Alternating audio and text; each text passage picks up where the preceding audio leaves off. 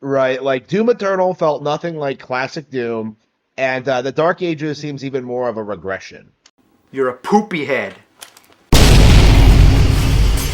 When we spell it out, you're a poopy head. Hey everyone, Road Breach here, and today we're taking a look at another video by Harmen Smith. I've already covered him twice, but I can usually count on Harmen having the worst takes in gaming. The video we're taking a look at today is titled Today's Xbox Showcase Sucked. I wasn't able to catch the live showcase because I was at work, but I did catch up on it eventually, and I wrote down how I felt about some of the stuff that was there. And here's my list back in front just in case you were curious about that. A few games that I'm most excited for would be South of Midnight because I like the aesthetic and I'm sure the combat will come to life more later in the game. Mecha Break because it's got transforming mechs and I love that. Indiana Jones and the Great Circle, which looks like it's going to hand Dial of Destiny its ass. Winter Burrow because it looks like a good survival game. And Doom Dark Ages because it looks fucking badass. Anything I didn't write on my list I either didn't have an opinion about or didn't care about. Now, let's get on to the video.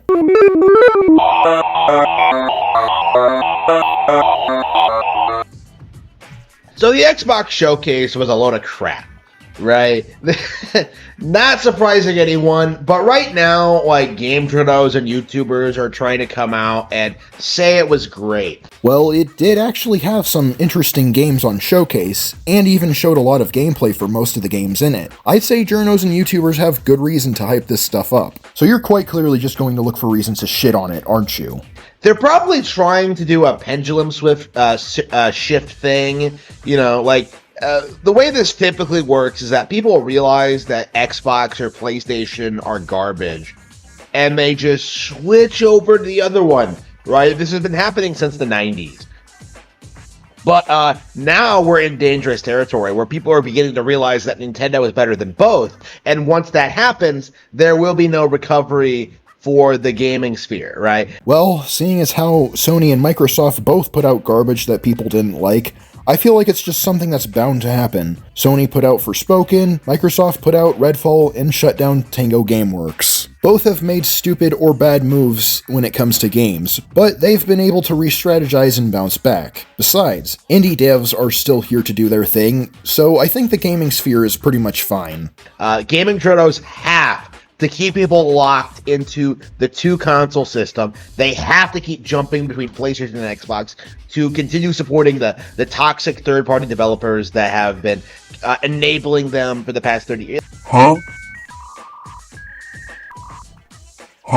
What the fuck are you even talking about? Toxic third-party companies enabling game journos? I mean, you could argue that some journalists are paid off by some devs to give high scores and good publicity, which is definitely dubious, but it's not toxic, and journalists cover whatever is available, so you're not really uncovering anything here. We've barely started this video, and it's already all over the place. Again, it's all a conspiracy, bro.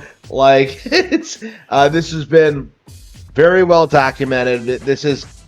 It's real, is what I'm getting at. That's a nice argument, Senator. Why don't you back it up with a source? My source is that I made it the fuck up. Then why don't you show us some evidence to prove your point? Are you at any point going to talk about the games that were shown, or are you just going to impotently poison the well on what's been shown? Who am I kidding? It's most likely the latter. But, again, there have been a couple of really interesting things in regards to the Xbox Showcase that I do feel like I need to talk about. Well, I guess I was wrong. Alright, Harmen, tell us what you thought was interesting at the showcase. You know, Doom. Clearly out of ideas, you know? Like, I said this when they made Eternal, right? Like, it really does feel as if the creators have no idea how to proceed going forward.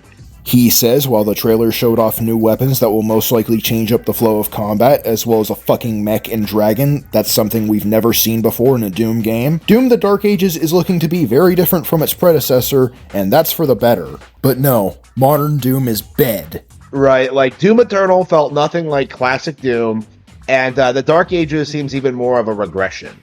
That's not regression, that's progression. And so what if they didn't feel like classic Doom? It's the same idea, just with a bunch of new toys and movement options. How is that a bad thing? Right, it just seems even less like Doom than it was before. And I keep getting flack for saying this, but Doom is an IP that really has lost its identity and really has no no business continuing to be made and supported, right? Like, I was so frustrated with the sheer amount of people who try and tell you that Doom Eternal and even Doom 2016 were great games, some of the best we've gotten in recent years, when in reality they're nothing special and nothing worth talking about. There may be plenty of shooters trying to ape Doom, but both Doom 2016 and Eternal did plenty of things to change the game for the better, and were incredibly refreshing after the deluge of modern military shooters that had you hiding in cover and popping out to shoot enemies across a no man's land. They gave people something they hadn't gotten in decades, and made people realize shooters could be fast, too. It seems more like you're arguing for regression if you just want the games to be like classic Doom. I greatly dislike the hype and enthusiasm these games get. But anyway, that has been a commonly stated opinion of mine. People know this, like how I feel about Doom. What do I feel about Perfect Dark, right? Because this is an interesting IP. Started on Nintendo hardware, Rareware, one of the last created N64 games, better than Halo Combat Involved, right? Combat Involved? Yeah, the combat was pretty involved from what I've seen. No, but both games have different things they want to accomplish. One isn't trying to be the other. I could say that Excitebots is better than Among Us, but that's not really a fair comparison because they do different things. Though I would prefer the former over the latter, personally. Perfect Dark was an interesting game because it really showcases just how Halo destroyed the FPS genre. Because we went from cool, innovative, creative level design and mechanics in FPS games, with Perfect Dark, to some of the most generic, uninspired slop imaginable 9 months later in Halo, right? The original Perfect Dark is an absolute classic, and it's often overlooked purely because Halo came onto the scene on a new console, not long after its release, right? Objectively speaking, Perfect Dark is better with much more interesting mechanics. It respects your intelligence more. I've talked more about GoldenEye over the years because I'm much more familiar with it, but there's no denying that Perfect Dark was a cut above the rest of the FPS industry for a very, very long time, and honestly probably still is in a lot of ways. Okay, I need some help with this one. So I'm gonna let Thunderstruck115 have the floor on this one, seeing as how I have very little experience with Perfect Dark and Halo. Take it away, Thunder. No, Harmen, you cannot say that Perfect Dark is objectively better than Halo when they are two completely different types of games. They need to be more similar to each other to do that, and outside the fact that they are both console shooters that released around the same time, they are vastly different in terms of gameplay. Perfect Dark is a spiritual successor to GoldenEye 64, where the goal of the game is to make you feel like a secret agent. You're given a ton of gadgets that have different functions, and there are plenty of times where the game isn't just straight up combat, but rather completely different objectives in each level. There can be a bit of puzzle solving when figuring out how to do these objectives, and they often use different gadgets to add variety to gameplay, on top of stealth and reconnaissance gameplay. However, the combat itself is pretty simple, due in large part to needing to accommodate the cumbersome controls of the N64. Combat encounters can't be too intense and enemy AI can't be too smart, otherwise the game would be brutally unfair due to the controls. Halo, on the other hand, is a straight-up combat-focused game where, instead of being a secret agent, you're supposed to feel like a badass super soldier slaughtering hordes of aliens. There may not be as wide a variety of mechanics, but the mechanics that are there are far more fleshed out. Halo, even in its earliest stages, has more enemy variety than Perfect Dark, and while the weapons sandbox may be technically smaller, Halo's weapons have far more meaningful differences between them, such as the shield stripping abilities of the plasma pistol or the explosive super combine of the Needler. The game combines its weapon and enemy sandbox in different ways and different types of level design to create unique and memorable combat encounters, which can afford to be more intense than Perfect Dark because of the vastly superior controls. Halo even has vehicle combat, which wasn't a thing in Perfect Dark unless you count the hover bike, which only really improved your movement, where in Halo, they completely change how you fight the enemies. Really, which game you prefer depends on if you want a game that gives you a grab bag of varying mechanics, or if you want a game that focuses on a core aspect and fleshing it out as best as possible, and most people seem to prefer Halo for that reason.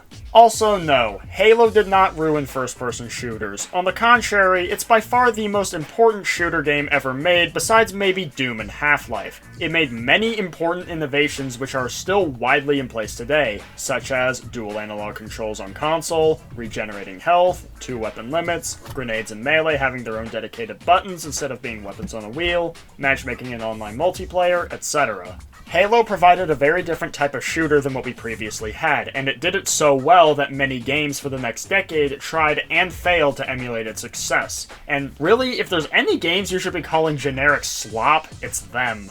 And then on top of that, there's also the multiplayer, which really skyrocketed Halo's success. Previously, on console, if you wanted to do multiplayer, the only option you really had was split screen. Halo Combat Evolved, however, had a feature known as System Link, where you could hook up multiple consoles together and play with up to 16 people in multiplayer, which on console was unheard of at the time. Halo 2, however, took this to the extreme with the implementation of Xbox Live multiplayer, allowing them to play with their friends or even with randoms over the internet, which was previously something that was, for the most part, only available on PC. In fact, back in the day on the original Xbox, Halo 2 was the game that people wanted to get Xbox Live for, and was by far the most popular game on the service for the original Xbox when it eventually shut down in 2010. And compared to that, Perfect Dark wasn't anywhere near as groundbreaking. Really, it was just a better version of GoldenEye. Thanks, Thunder. But then you have Zero, right? Which I think, more than any other game in existence, really demonstrates just how incompetent Microsoft actually was in handling Rareware. Because they were handed this like golden IP that would really suit the Xbox brand, right? That was really catered to them with their demographics, what they want to do, like mature games for mature gamers. And what do? They changed the art style, they changed the character, they completely botched like everything that they had going for them in the original release. Like Perfect Dark Zero, people forget this. Perfect Dark Zero was not well received when it came out, and for good reason, right? Like no fan of Perfect Dark was enthusiastic about it, and nobody who new players didn't really find it like all that interesting compared to Call of Duty or all the other FPS titles that were coming out along that time, right? So Perfect Dark Zero was a huge flop, and it was a big part in why Rareware began to be seen as like a shell of its former self. But I'm gonna do that, right? Like Perfect Dark Zero was a failure, right? Okay, I just watched what happened, and it seems his information was accurate. That being said, just because they fumbled the ball back then doesn't mean they'll fuck it up now. Just like with Rift Apart, you're poisoning the well once again. Also, for the record, I think this design for Joanna Dark makes her look kinda cute. The reason I bring this up, the reason I'm so passionate about this, is because right now, e-grifters and the conservative, the censorship, well, maybe we shouldn't call them conservative, the censorshitters, right? The people who are, like, blaming DEI for all the problems in the gaming sphere, they're coming out trying to say, like, Joanna Dark isn't attractive anymore. Man, she's not sexy. Yeah. She wasn't in the original game that people actually liked. She had a more realistic design that was more in tone with what the creators wanted to do. She actually did have a slimmer face in the old game. I don't understand why people feel the need to make women look less feminine nowadays. To be fair, the new version of Joanna doesn't look fucking atrocious like the new MJ for absolutely no reason, but would it have killed someone to make her jawline slimmer?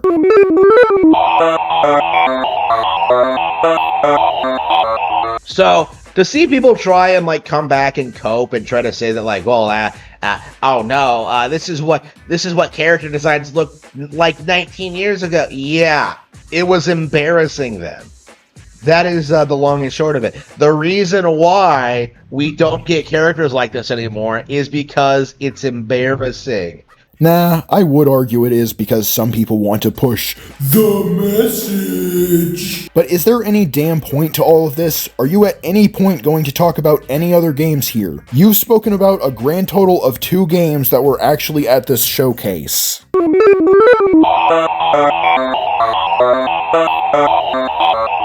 I don't have fond, happy memories of it. Like, it was the beginning of the decline, which has nothing to do with DEI or the wokeification of gamer culture, but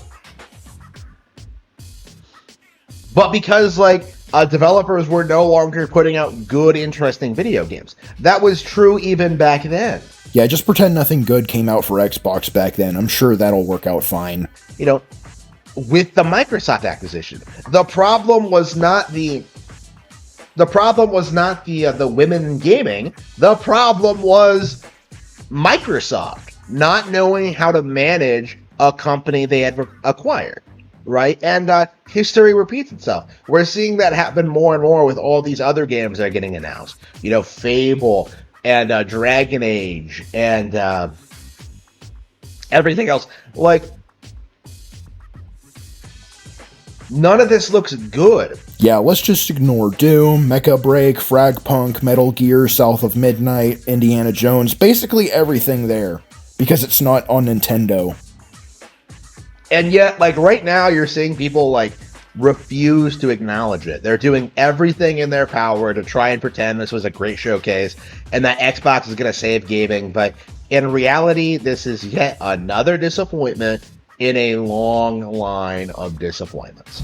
Yeah, no, Microsoft actually cooked that night. A lot of good stuff was there, with some very recognizable heavy hitters, one of which I'll talk about later. Overall, this video is a contrarian trying to poison the well because Nintendo has a bigger penis. Be sure to like, comment, and subscribe, and that's all for now. Thanks for watching, and gotta zoom.